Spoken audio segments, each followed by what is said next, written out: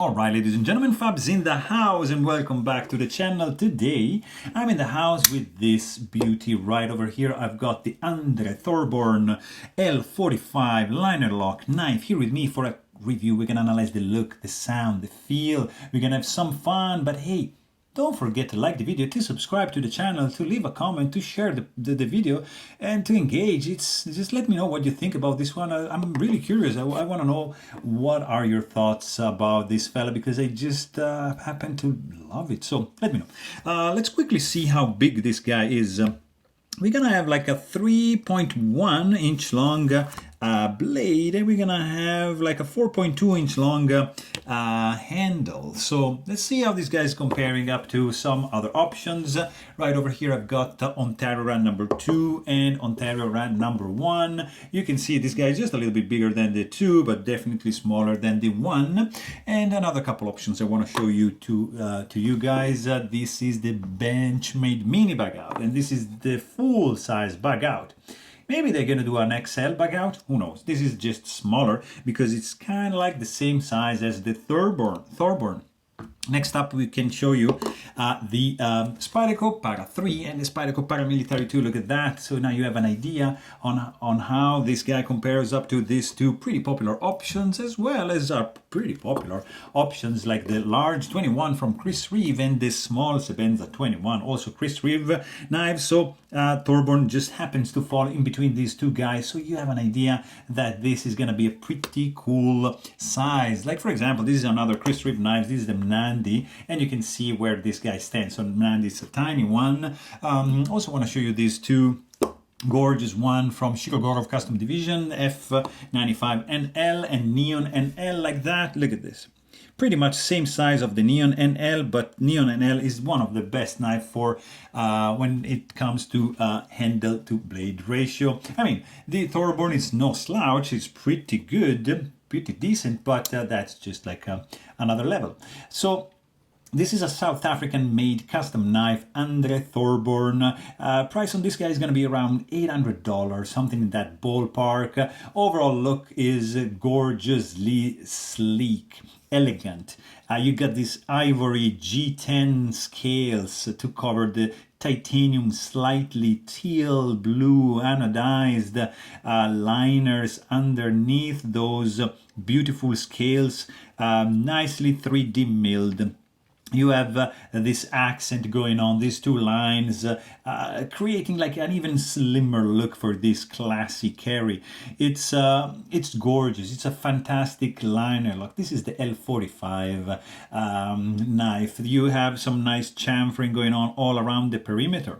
You got just a little bit of rounding off of the liner locks on the inside.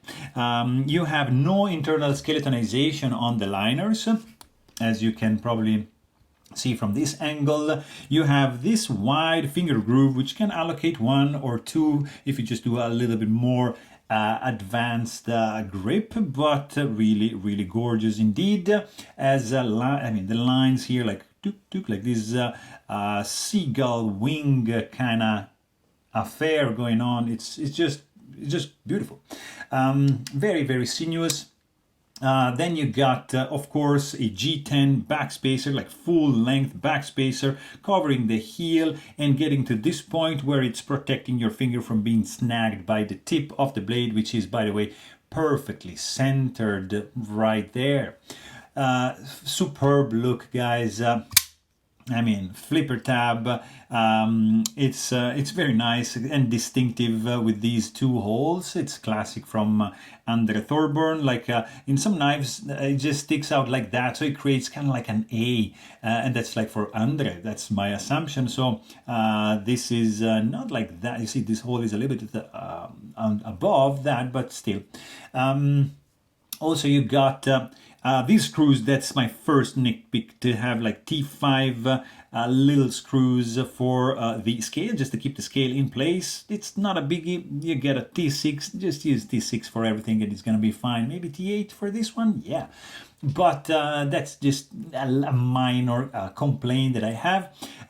The pivot is spinning, so just keep that in mind when you take this guy apart. Also, you got you know, I would say like, yeah, not super easy to disassemble process, because this guy is running on IKBS, so you're gonna have loose bearings. So keep that in mind when you take this guy apart. Grab some patience, grab some high quality tweezers, because you're gonna need those 100%. But it's gonna be doable, so nothing like impossible to do for sure. Then you got these liners here, which are titanium. There is like zero lock stick, so there's no stainless steel lock face insert here, but I don't really experience any lock stick right over here, so that's pretty much good to go. Then you got I think that's a ceramic detent ball. I don't know, I don't remember, to be honest. Let me know in the comment if I'm wrong. And then you got tip-up carry only, not reversible, titanium hand-milled pocket clip with ceramic ball bearing right at the end to keep this clip snagged onto your pants fabric. It's clearly handmade because it's not perfect. You can see the milling lines are not like at this point. You can see that's there's some machining imperfections, and that tells me that has been handmade. A little bit on the sharp side right over here, so it's not like to the point it's gonna cut, but still it's a little bit on the sharp. Maybe you see like that. You can get you can feel it, I mean. But it's nicely done. It's absolutely functional. You need to have you see like it doesn't really work with thick pants because there's no ramp. You see, it's like bent downwards like that. Keep that in mind. Of course, you got this gorgeous blade. I mean, guys, this is a spectacularly designed blade, classic South African plunge grind. It's very, very common to see, like for example, Shamwari also from Gareth Ball has a similar plunge grind design. But what I love about this one is just the jimping. Is one of my favorite jimping ever. I said in several videos, Andre Thorburn can design and make a very, and I mean very effective, nice bite jimping, but also looks gorgeous.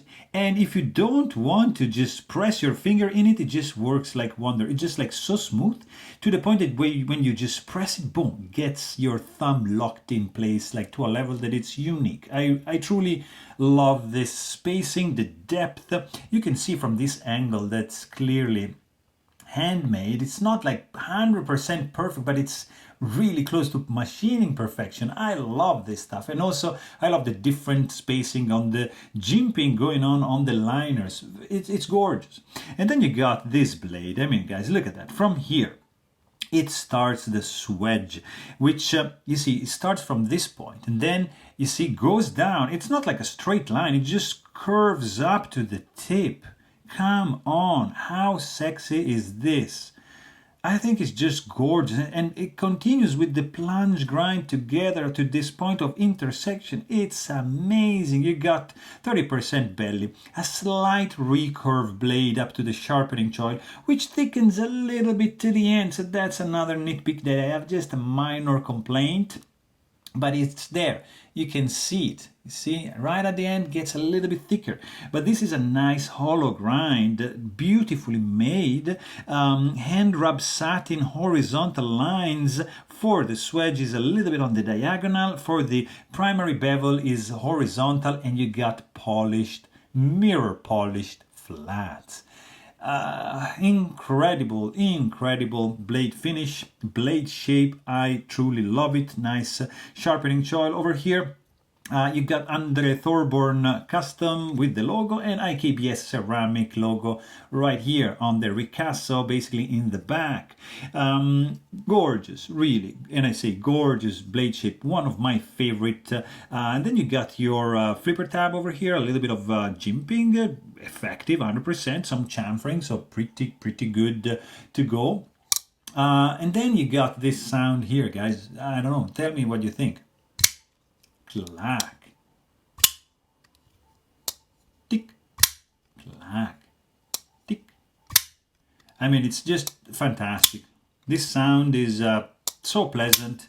It's Yeah, probably not even annoying my wife if I flip this guy all day long because it's so good. Very quiet in the closing, not too loud in the opening, it's just pleasant, it clack. And ding. It's so good, guys.